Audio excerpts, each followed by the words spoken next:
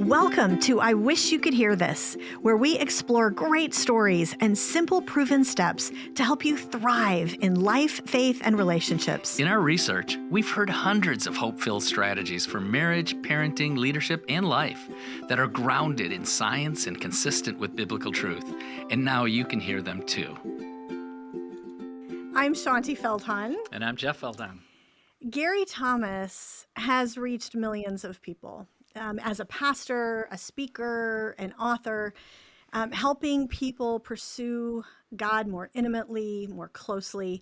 His best-selling book, Sacred Marriage, has had a transformational impact on so many people, but he's also gone through some significant hardships, some fires in his ministry recently, where he was really actually challenged to live out the truth that he wrote. And since Jeff and I were going through some similar challenges at the same time, he and his wife, Lisa, had become such a support to us, and they've become friends and ministry partners. So in this podcast, we want to give you a peek inside a part of our lives that neither of us, neither me or Jeff or Gary really talks about, and just a peek and discuss what some of the lessons are for walking through any kind of serious trial, personally or professionally. And Gary, we want to thank you for being one of our first guests on our new podcast. We are so honored that you have agreed to join us here. Yes, thank you. We're recording this at the end of January, and Gary's dad just went to be with the Lord, and we were saying we're so sorry, and there's a really remarkable story. We're going to get to other things in a minute, but I was thinking. I was sharing before we started that Gary's father was 95. My father was 92 when he passed. Both men of a generation that has passed, and men of few words, but always there in the background, supporting us, but always loving their wife well and serving them and serving the family. So would you mind sharing a few minutes about what we were talking about and your dad? Well, it just confirmed to me a millionth time my life has been confirmed, the glory of getting to live with Jesus and how Jesus covers everything, even the worst enemy, death. My dad had been ill for quite some time. He'd been fighting off cancer. He'd had a fall, which you all know at that age, that's a big one or whatnot. But he always displayed to me just an incredible love toward my mom that we never really knew about until they even got older. That it was difficult for her to bend over and clip her toenails, and my dad had been doing that for 20 years. And so when he was not able to do that, my sister had to find a place where that could be done. He would watch those Hallmark movies that never complained to my mom, did one time to my older brother. And I remember one time, my mom said, "Oh, you've got to see this one." I try to stay off my phone during them just out of politeness to my mom. But then my mom said something, I looked at her and I go, "You've seen this before?" And why would somebody watch a Hallmark movie twice? And my dad said, 3 times. So I think my mom grew up as a lot of people did in poor families. Her dad was a logger. She had an identical twin sister, and they were mystically close. I mean, weird things would happen if you've ever talked to an identical twin like that. Yeah, there's some how do you know what I'm thinking kind of. Yes, exactly. And so they slept in the same bed. That's what poor families did back then. They had a double wedding. So my mom has literally never slept alone. She went from sleeping with her sister to sleeping with my dad. When they finally brought in a hospital bed 2 nights before he died, she slept on the couch. She couldn't sleep in a bed with him. She was going to be, And so my dad saw what happened when my mom's sister died, and I think he knew he was just kind of holding on for her. But it had sort of been this descent into it was becoming more and more uncomfortable. He was bleeding because of the cancer. And I think my mom finally got to the point where she just wanted him she was releasing him. She told him that, and he died shortly thereafter. But you guys, it was as beautiful as something as ugly as death can be. He died uh, under the Afghan that his mom had crocheted for him like 50 years before. It Oh, was sort of remembering his mom. He's yeah. holding my sister's hand and my mother's hand in the other. His dog is on top of his lap. And then his grandson, earlier that morning, the hospice nurse had said, it's getting really close. He said, well, let's send him out with a clean shave. And so his grandson had shaved him. Oh Um, gosh. and I think most of us, Jeff, if you were to tell a 21-year-old guy, you get 95 years or you play the lottery. I don't know any guy that's not choosing 95. 95. Yeah. But what was really special for me, and you guys get this, Shaunti, in fact, we even texted about it. Yeah.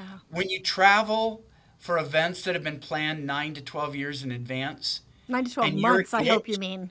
I hope you mean 9 to 12 months, not yeah, 9 to what 12 I said years. 9 to 12 months. I'm sorry, thank you. That's You're awesome. popular. You're very It's not popular. like it's not like I'm the drummer in a band where they just replaced the drummer. I mean, Yeah. you're the Yeah, whole you're it. band. Yeah. And so we really were wondering, how's this going to work? Well, I got to spend last week with him a couple days, and we didn't know how long it would drag on, 'cause you don't know with hospice. And so I'd seen him Tuesday, Wednesday, Thursday. I left that morning and had an event in Austin, Texas. Did the event Friday night, and then Saturday was talking with a friend of mine. He's just a great pastor. We've known each other for years. Friendships and family make life glorious. So we go way back. We've talked about. He's asking about my dad, and he said, "Well, let me pray for that because my dad was certainly ailing." And as we prayed, I don't hear direct from God very often. I'm not saying I have this mystical thing, but it was as clear as a bell. Gary, he's already here. So immediately after I hung up with the pastor, I got a call from my family telling me he had passed in the hour. And what that did, because I was still going to preach the next morning, just the thought that he's already here. Yeah. 2 Corinthians 5:8, to be absent from the body is to be present with the Lord. And knowing how he held on for my mom, but it was increasingly uncomfortable. And frankly, aging and disease can be humiliating. And you hate to see your dad in that situation. To realize where he was, and I thought, wow, this must just be amazing. I woke up the next morning to preach. I thought, this is my dad's first day in glory.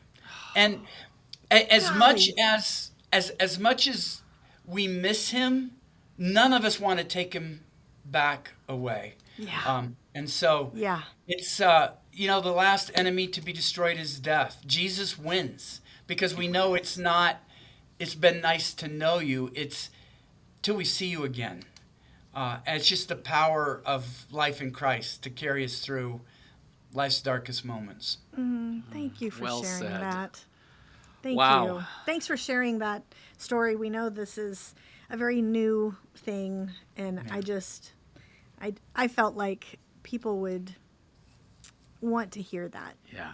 I think So, so. Thank you. I know Thank that's you. deeply personal. So many people know you, Gary, and a lot of them know your story. But for those who are listening right now, could you just give us a little bit of some info? How long you and Lisa have been married, and Where you live, where you live, what kids, your ministry. all that sort Just of stuff. explain your a ministry. few little things. You and your ministry to people. Yeah, well, I know with you it was the joining of opposites, right? The city mouse, country mouse is sort of your marriage Indeed. story. Apparently, Gary listened to our first podcast. There you go. Of course. So kind of you. Here's the thing. Lisa and I met in junior high youth group.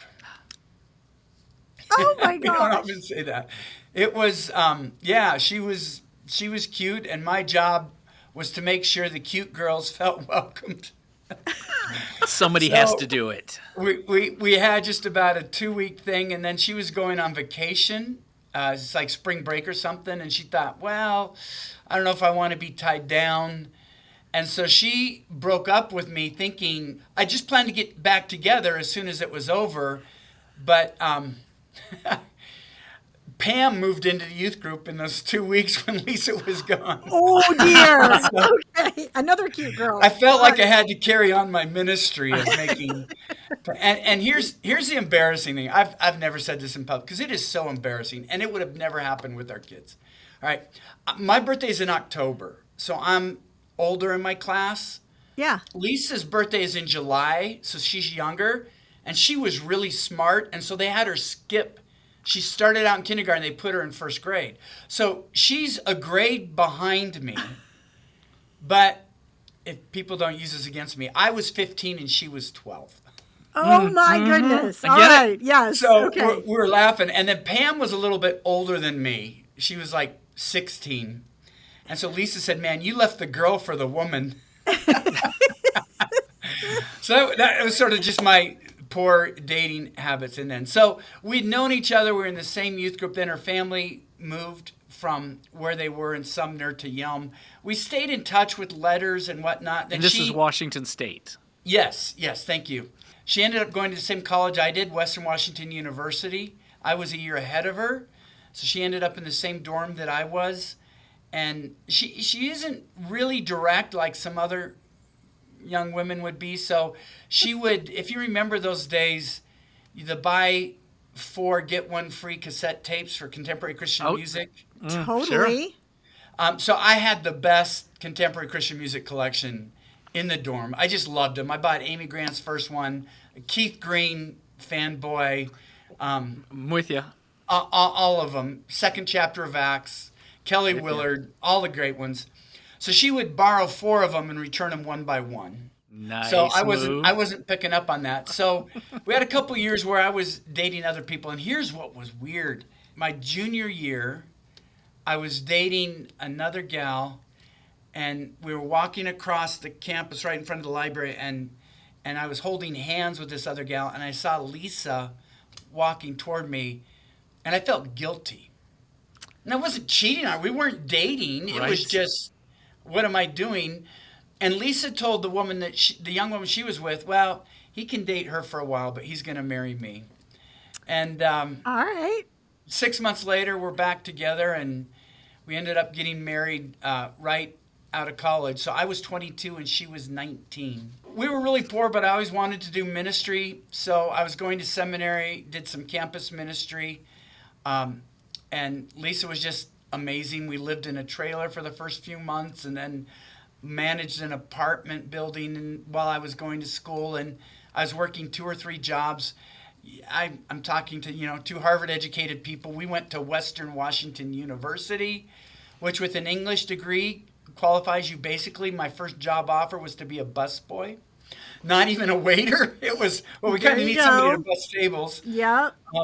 And so we just went from there. And then how I got into publishing, I always wanted to be a writer. And Shaunti, your story about 3 days later, you walk into an agent who gets you a contract. I mean, Yeah. I went through 8 years, and literally I counted them, 120 straight rejections Wow. before I got a book Uh, published. I mean, this wasn't part of what I was going to ask. It was the opposite of yours. It's the opposite of your It's story. the opposite of our story. How did you keep your heart up for Yeah. what I you thought remember- God had asked you to do? A couple things. One, my seminary professor, I loved him. He was Lutheran. He was a teaching assistant for Karl Barth. People remember great theologians. That's really big. And he was brilliant academically. He would tear people apart for shoddy scholarship. But he had a very intimate relationship with God. He was part of Frank Buckman's movement at the time was called Moral Rearmament that talked about hearing God and having, times of listening for God. And so I had this offer to be in campus ministry, and I was talking it over with Dr. Bachmuel because he was like the godliest guy I knew. He said, Gary, that would be wonderful for you to do until your writing ministry takes off.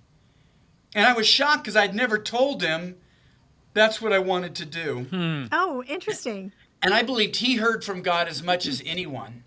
But then another year went by, and I was talking to Lisa, Mom, because it's costing me money. Back then, you sent Right. manuscripts Sure. off. It was Yeah, postage, and then you a lot paid of for the money. manuscripts that were Yeah. rejected to be sent back.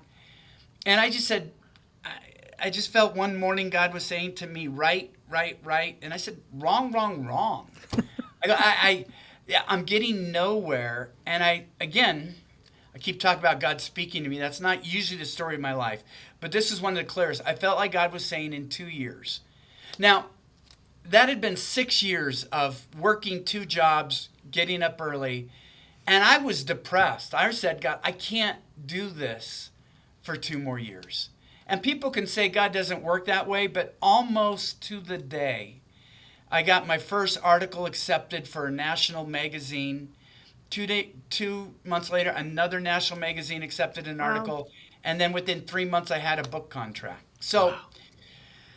it took off from there. And I was writing books on spiritual formation, one on the Christian classics, one on different ways we connect with God, now called Sacred Pathways, one on practicing the virtues. But I noticed what impacted me more in my relationship with God than anything was my marriage.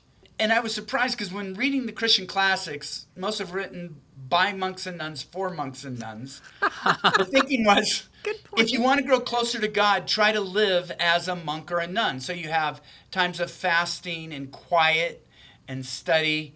And I had small kids at the time. And if I went to my wife, I need to get close to God. So after working all week, I'm going to leave you at home alone with the kids so I can go pray and journal. And that wasn't going to happen. But my character was being challenged toward patience and service, a Yeah. lack of selfishness. My pride was being confronted like I'd never seen it before. And so that's what became Sacred Marriage. It was originally a spiritual formation book, and I had the worst subtitle in the world, Celebrating Marriage as a Spiritual Discipline. And without telling me, one of the marketers pulled out a line from the book. What if God designed marriage to make us holy more than to make us happy? And that sold more books than I think any subtitle in the history of Christian publishing. I mean, I think you're absolutely right. Yes, that's I didn't hilarious. choose it, but whoever did that, I owe them more than I could repay Yeah. them. Because it was different. At that time, I couldn't compete with Jim Dobson Right. or a Charles Swindoll marriage book or something, but it was just a different slant. Marriage is difficult, but God uses the difficulties of marriage to help us grow. And it just kind of took off from there. And I wanted to go back to spiritual formation, but Shaunti, you understand Christian publishing. When you have a book that sells that well, it's like, okay, yeah, but tell us about the marriage books. And Yeah. they all sold like that. I mean, the marriage books just sold, and it's so People difficult. need it. Yeah. It's a People felt need, need. it's a felt need. Absolute. It's an not that spiritual formation No, isn't. no. but God has anointed you for that. When did Sacred Marriage come out? 2000. 2000. And for women only, which is when we started into the marriage world, it came out in 2004. 2004. Yeah, good memory. And I can still remember standing at an event where Jeff and I were, had been invited to do a marriage event. And a woman came up to me to say, "Hey, thank you so much." Turns out she was one of the leaders of the church. Like she was, the women's ministry director or whatever. And she goes, this was so helpful. Have you met some of the other marriage people out there? And I'm like, yeah, a few. She's like, do you know Gary Thomas? I'm like, I don't really know him. I've crossed paths with him. I don't really know him. And she's like, his book was one of the most transformational things I've ever heard. And as she starts talking about how transformational Sacred Marriage is, she's gathering a crowd. And there's like 10 people going, oh, what's the name? Let me write that down. And Jeff and I are just politely like nodding as she tells us how amazing this guy Gary Thomas is and this book, Sacred Marriage. And I just had to giggle because it's like, yeah, this is one of those things in the body of Christ where we're all on the same team, and we're all in our case and your case, in many ways called to lift up marriages in lots of different ways. But I just had to tell you that because that was one of those hilarious kinds of situations. Like, okay, we're chopped liver. Maybe we can get Gary on stage. Right. Right. and then I heard your first book hit 300,000 copies. Was that Y2K? Was that the It Y2K? was. That's amazing that you knew that Well, back I in had a the day. publisher at the time that told me, Gary, if you want to sell a book, you got to write it on Y2K. Oh no. That was in 90. That was right before Sacred Marriage came out. And Yeah. the No. problem is that That a had a lot very of those, short shelf life. I was going to say, It had a but, few months of a shelf life. That was it. I did not have the sales of your first book. And that kind of puts you in a category. Yeah. And now it just is sort of just clicks off every Constant. year just because of word of mouth, like you described. It's What- never had the marketing or the ads. It's just people saying, hey, pick up The- this book. I'm curious, what was it like for you? Like, I know for us, there was something we had to kind of keep our pride in check, honestly. Like, it's not about us when our book started taking off, but it's really hard. There's sort of a celebrity culture a little bit, even in the Christian community, which we all know better. But like, I was fangirling when I met you, and what was it like for you? You being a pastor, maybe you were used to that? I think, Shaunti, what changed it for me is when you go through 8 years and 120 straight rejections, and I was desperate. I'm a man of very limited gifts. I have no mechanical ability. I don't like to be in charge of people. I'm not very good with numbers. All I ever wanted to do was write. And so when you want something so badly and it's so difficult, and Lisa told me before we got married, I'm going to be home with the kids. That's where I want my focus to be. So I had to figure out how to pay for everything while I was trying to do. It just kind of, you never get over that. I mean, I just kind of always Incredible expected it gratitude. would come to an end. And so we always tried to live where we didn't have debt, because for me, money was, I don't have to get a job. If the book stops selling, I can give it another chance, because all I wanted was to be able just to focus on writing instead of getting up at 4 a.m. to write before I worked 8 hours somewhere else. And it was so slow. I mean, it hit 1 million copies, but it took a long time to get there. In fact, my publisher said it's like so unusual. For people watching or listening, most books sell 80% of their copies in the first 4 months. Yeah. And mine was just not even close to that. And so when a book continues to sell, and so slowly, it also leveled out the money, to be honest. I mean, it Oh, did good make point. writing. So you Great can point. income Yeah, regularly. it was steady rather than being dumped with these huge checks. That's So- cool. That's interesting. Yeah. I think back to something else that you wrote about a sense of entitlement that very Yeah. few of us feel entitled when we get up and walk. And you were discussing this with Well, with your my dad, father, yeah. and the sense that I deserve to be able to do this. And in your case, you were like, this is all just so over and above anything that I could ask or think That you could have for. ever expected, ever have even dreamed about. Yeah. That is such a principle, I think, for individually for each of us, but also in our marriages when we're in a marriage that is fulfilling and it's beyond what I could have imagined. And just the gratitude that keeps us grounded. Yeah, I saw that with my parents, Jeff, that their love grew exponentially as they aged. They were married 68 years, and I'd say the last 10 years were the closest years they ever had. Wow. Wow. Which is why I tell couples, don't give in to the the middle age, I'm gonna find somebody better thing, or the infatuation thing or whatnot. That the way God designed marriage, you just can't replace certain things. And I think of that with Lisa already. What we've been through with raising kids. She was there when I desperately wanted to be a writer. She was there when the book started to sell. And now, we have grandkids together, which is the best part of family life possible. And then, my oldest daughter's finally getting married and has asked me if it's possible to walk her down the aisle and officiate. So those are things. And then being with me when I was with her when her dad died. She's with me when my dad died. You can't ever No, replace that. no. No. Yeah. And well, and Going through that's 2 major surgeries for her. That's why Yeah. marriage does and can get better. yeah, which is what I love about the message of so many of the things that you've done, your blog, your book, Sacred Marriage, of course, talking about, and to just encourage people, if you haven't read it, please do, because it really is helping you recognize that there's more, a much bigger picture for marriage, and that, as Gary said earlier, the hardships, we all have them. Like, we all have hardships. Even in great marriages, there are hardships, and so that God, but God can use them and make it closer and closer. So I want to turn a corner a little bit, talk about a different side of things. So this is sensitive. We don't want to go too far down this path. There was a moment a few years ago when Jeff and I started to face some challenges. Soon enough, you did too.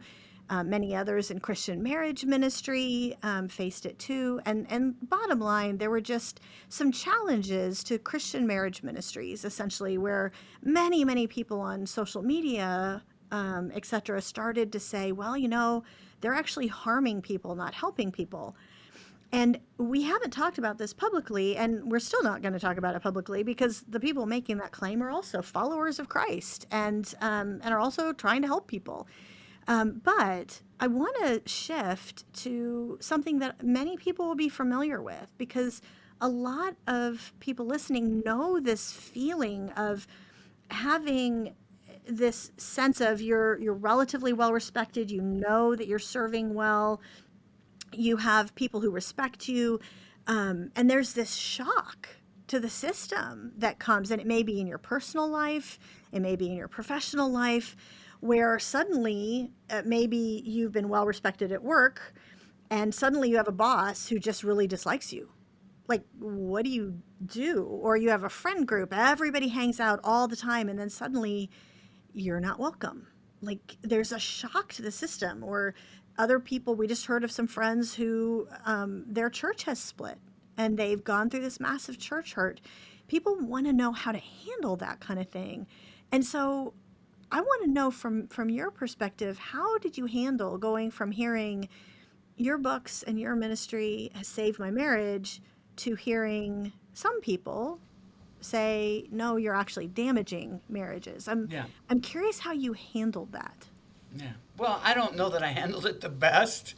I didn't have a manual on it, and I was caught off guard. And the biggest thing was it was so confusing after it had happened to you, and I didn't understand the critique against you that didn't make sense. I mean, what I loved about For Women Only is I thought, man, this woman knows me. And I know it was your research and I whatnot, just but studied a lot of men, is all. it Yeah. was a marriage book that said, okay, she likes men, she gets men. Yeah. It was so helpful, and I had recommended it. And for me, it was the misrepresentation. It was, how did you get that out of what I said? But it's not just in Christian publishing. I mean, look, I don't want to get political, but most people will remember Elon Musk made a gesture saying, my heart goes out to you, that they have on camera. Many Democrat leaders have done the same thing at rallies, and all of a sudden his is a Nazi salute. Yeah. So it's a And misrepresentation and of. I heard another Democrat leader just say, "Oh, of course it was," and you're like, he supports the nation of Israel, and what? So it happens where if you're out there for people to know you, people will misrepresent you for various reasons. Maybe for marketing purposes, people will buy their stuff if they discredit everybody else, saying we're the only ones that you can trust and that are healthy. Part of it, it's helped me as a pastor because there are going to be sermons that just are going to rub people the wrong way. And Kurt Taylor is a senior pastor where I'm at now, Cherry Hills Community Church. And we've just agreed, like, we follow the biblical ethic for sexuality, for marriage, one man, one woman, and everything, because we just said, people are going to hate us or they're going to love us. If we're going to be hated, let us be hated for being as true to Scripture as we understand. Oh, Putting that's, Jesus yeah. at the center. Kindly So I and was very trying. kindly, but yeah. Yeah. There isn't a book I've written that in fact, most of them I've gotten to read work. You can always say something better and explain it or whatnot. But in this case, you're describing Zondervan. They hired an Ivy League trained, trauma informed young woman just to go through it. And what really encouraged me and Deborah was she came back and said, look, whatever's going on here, this is basically a malicious reading. I could see how they twist this to be that or whatnot, but the book doesn't. And she had not read any of the Creeks. And so at least Zondervan was 100% with us and said, okay, we get it. There's something else. Oh, that's awesome. going And that on. helps when you have, in going through hard things, whether it's something like this or like your boss suddenly doesn't like you. If other people are kind of in your corner, find those people, I guess, Speaking is key. about that, Yeah. I'd like you to share how Gary invested in you, how that came about during this difficult time. Okay, I will say this, but I'm going to have a hard time saying it without crying. Okay, see, I can't even address it. So when all of this started happening with the Christian marriage author community, and there were a lot of people that were scratching their head and going, wait, what, huh? Like it was, like you said, I think confusing is a good word. And all of us were trying to listen and like, do I say those things? I don't think I say those things, but like, you want to try to listen and be open. But it just got really, really hard, especially because at the time I had just found out I had breast cancer. I know, I And remember that. yeah, it was the timing of it was really horrible. I was really having a hard time, like really wrestling with this.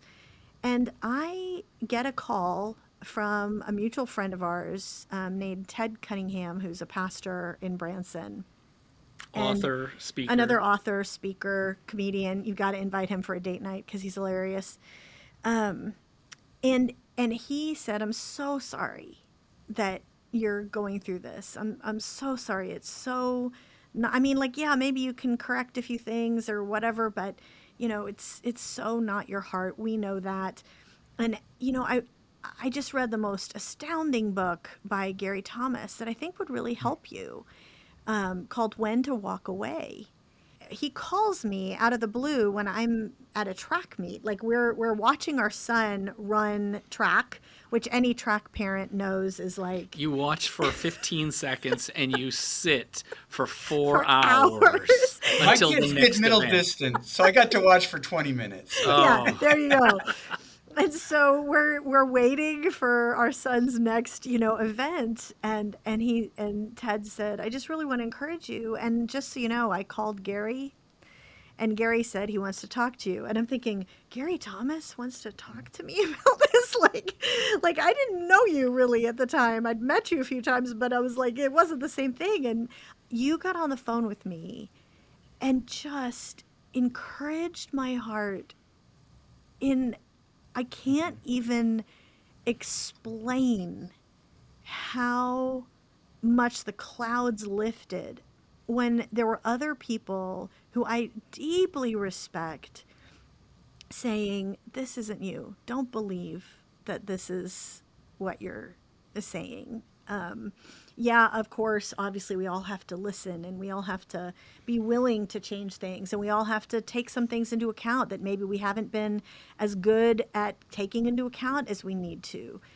But this, can I just encourage you as a brother in Christ is basically what you're doing. And I just started bawling. And I will confirm that in the middle of the grandstands at the track meet.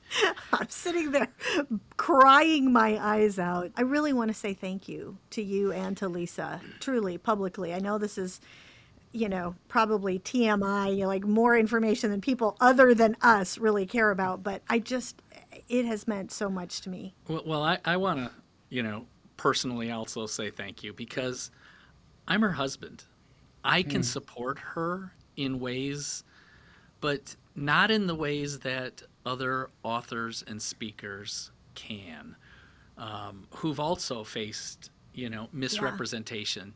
And there was another man that called, Dr. Les Parrott, And Gary, Les, and Ted sort of took Shaunti on, and over the next year, 2 years, continued to send her texts and encouragement.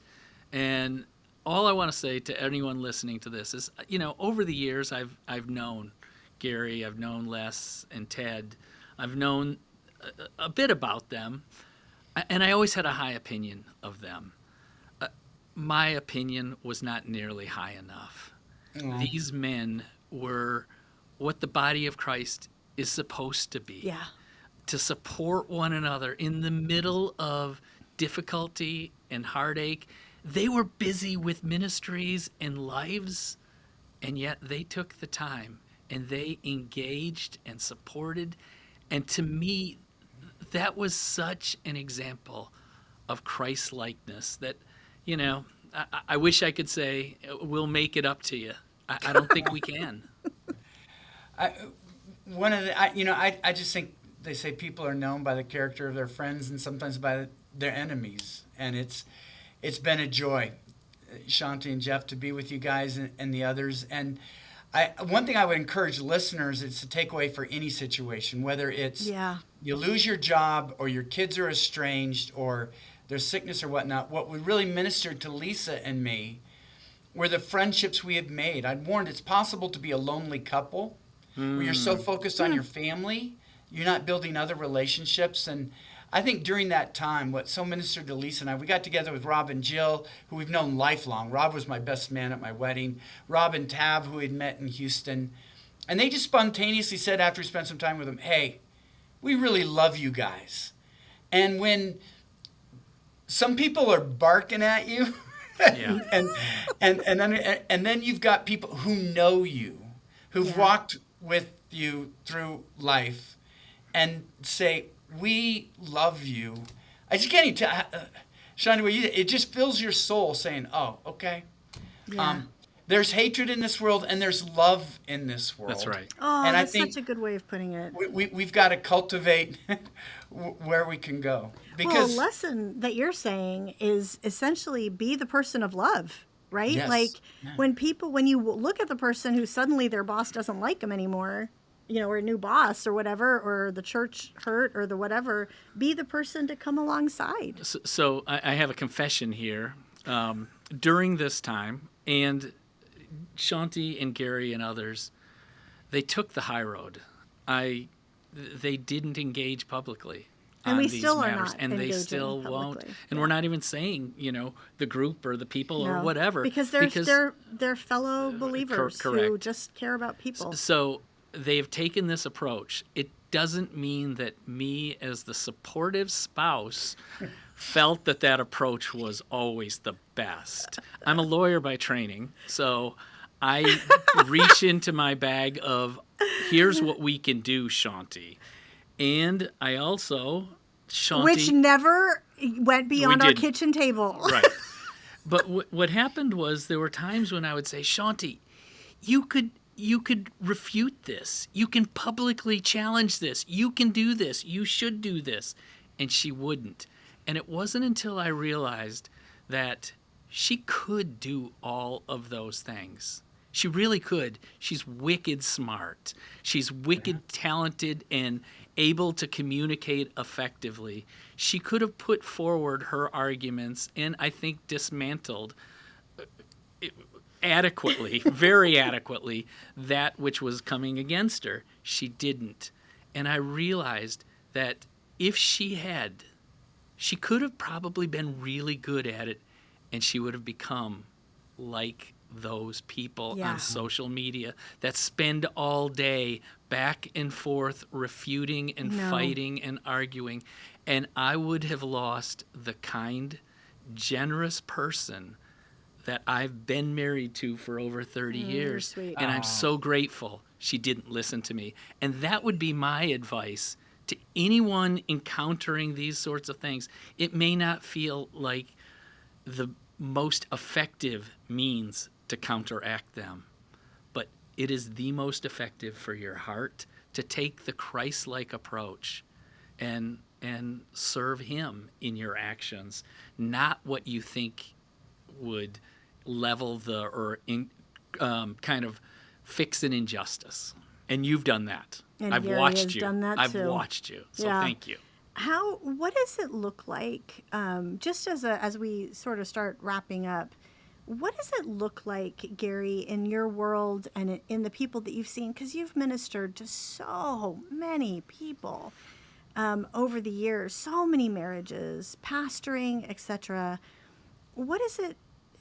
What is the most helpful thing for anyone who is encountering hardship? You said one of them is get in fellowship, get with other people who can come alongside you. What's another one? What's something else you'd advise people? I think it's just keeping our focus on what Jesus said in Matthew 6:33, seek first the kingdom of God and his righteousness. And for me to seek first the kingdom, Yeah, what does that look like for you? well, for me, I felt like I was challenged a couple months ago for what I'm calling the 1,000-day journey, where every day I wake up and I said, my agenda now is to glorify God, to build his kingdom, to not worry about my own. And I might be like the guy at the stadium who's picking up the cups or scraping the gum off the bottom of the seats, but I'm there to see the team succeed. The second half of the 1,000-day journey is that every day I want to lift up another believer. And so it's kind of contrary to what we're talking about. I'm always looking to promote other people in my That's sermons. awesome. I'm promoting other books in my blogs. I'm trying to give other people platforms. I'm trying to connect people. Or if I'm at a hotel and I see a woman cleaning the rooms, I think we want to surprise her with the tip that's left behind. Say she's going to have a better day. It's just like every day, how do I exalt God and lift at least one other person up? Because it's easy just to slip Yep. and just you're just like thinking this. about yourself. You're Yeah. just thinking about how your stuff is doing. And I tell you, the joy it brings in life, it just kind of builds. I don't want to live any other life than trying to glorify God and lift up another person every day. I love that. What'd you call it? The 1,000-day journey. The 1,000-day I journey. think if I do it for 1,000 days, it will just become a part of. Become a part of you. Amen. But it's helpful every day to kind of have that. Okay, who have I done? And it might be calling someone. Here's a great example.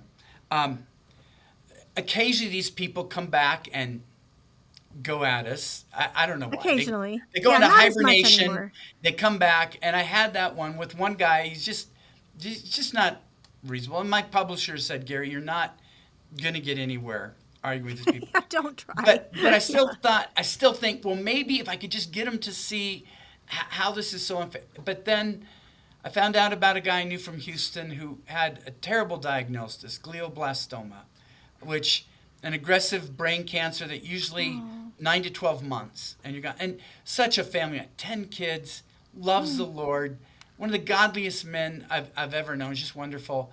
Just really felt moved to call him. I haven't talked to him for years. And he was just like, Gary, I see your name on my phone. My heart just went glad. And we just talked. And I was just asking him some silly questions like, look, if you've only got 6 to 9 good months left, do you go to Costco for an hour and a half? I mean, because Lisa and I just been to Costco. And then I got a text from him. And he said, in day 21 of my, diagnosis, this is the highlight of that day for me. And Shaunti, I thought I could be arguing with somebody saying you're not being fair with me, or I could be saying, God, who will be blessed if I make a call, if I encourage them, if I send them an email, and it just makes me lose even the desire to jump into the mud and just say they're going to. I love that. I just want to do what I can do. Yeah, I love that. So, Gary, how can they connect with you and your ministry? It's funny you said. The place I'm most active is on my Substack now, which is connecttogary.com. Connecttogary.com. Usually publish a couple times. It's where I did the blogs on my dad's death, and usually on marriage, a little bit on parenting, but mostly on marriage. And then I'm doing some spiritual formation stuff, trying to, move on that. Since I know my that's your schedule heart and everything too. is on my website, which is garythomas.com. It says where I'm going, and they can read about the books and things like that. You know how Jesus told stories, parables, and they had a lesson. And so there's been some stories today. What would your one takeaway that you would most want people to take away from this conversation? Build loving relationships. Paul says to the Colossians, take off anger, rage, malice, slander, filthy language, and lying. Put on compassion, kindness, gentleness, patience, and love. And so I think if we just say, am I operating with anger, rage, malice, slander, filthy language, lying, or am I having compassion? Am I being kind? Am I being patient? Am I being gentle? Am I being loving? It's the best life to live. Amen. That's a great word. Thanks Thank you, Gary. so much for coming on the show. Love you guys. Thank you. And for being our friend. Yes. Really. And Lisa too. So give her a hug for us. Absolutely, 100%. We hope everybody listening to this is going to check out your ministry. And please, there's going to be many who would be encouraged by what Gary shared. So share today's episode and tag Gary Thomas on all your social media channels. Thanks for listening to I Wish You Could Hear This. Remember to subscribe to our podcast. And as always, forward today's audio or video link to a friend, counselor, or pastor who would be encouraged.